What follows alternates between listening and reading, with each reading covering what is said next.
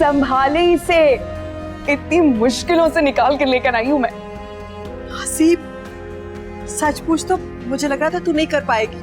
मेरी जान, यकीन नहीं आ रहा, तूने तो छक्का मार दिया। ऐसे कैसे नहीं, लेकिन हाँ, अलमारी से निकालते वक्त शहजीन ने जरूर देख लिया था और मुझ पे इल्जाम लगाने लगी। तूने क्या कहा?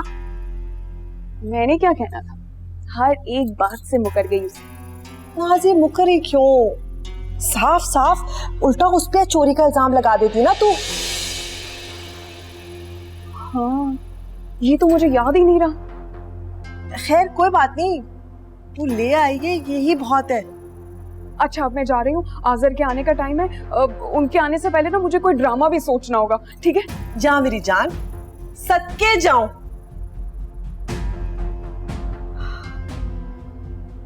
नूरी पे भरोसा था, इस पे बिल्कुल नहीं था।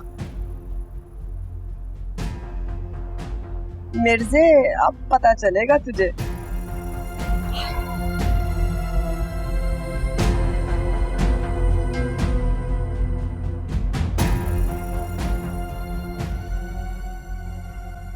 नाजी,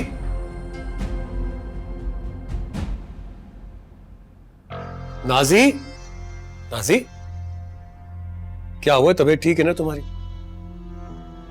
कुछ ठीक नहीं है। रो क्यों रही हो? क्या मैं ये जानना चाहती हूँ, क्या मेरा इस घर में कोई हक नहीं है? क्या मैं इस कमरे के सिवा कहीं आ जा नहीं सकती? किसने कह दिया तुमसे? तुम्हारा पूरा पूरा हक है इस घर पर। बीवी हो तुम मेरी। हुआ क्या है, मुझे कुछ बताओ तो सही। आज शहजीन ने मेरी बहुत बेइज्जती की है। शहजीन ने? क्यों?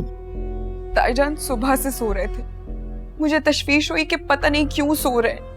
पता नहीं ऐसी क्या बात है। मैं उनके कमरे में गई उनकी खैरियत पूछने के लिए, तो वहां पे शहजीन उनकी अलमारी में कुछ तलाश कर रही थी। अलमारी से क्या तलाश कर रही थी? तायाबू वहां बेखबर सो रहे थे।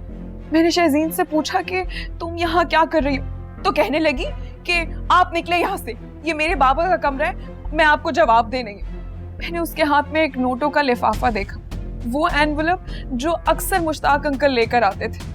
मैंने कहा कि ये नोटों का लिफाफा रखो, तब मैं जाऊंगी। बस मैंने इतना कहा और शोर मचाना शुरू कर दिया।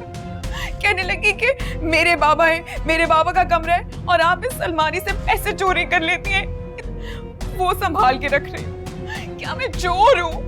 मैं चोरी करती हूँ इस घर में? कितने शर्म की बात।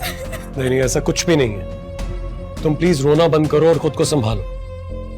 मैं अभी बात करता हूँ शहजीन से। नहीं नहीं, अब किसी से बात मत करिएगा। तुम चुप कर जाओ, मैं तुमसे कह रहा हूँ। मैं खुद देखता हूँ उसने ऐसी बात की क्यों तुमसे।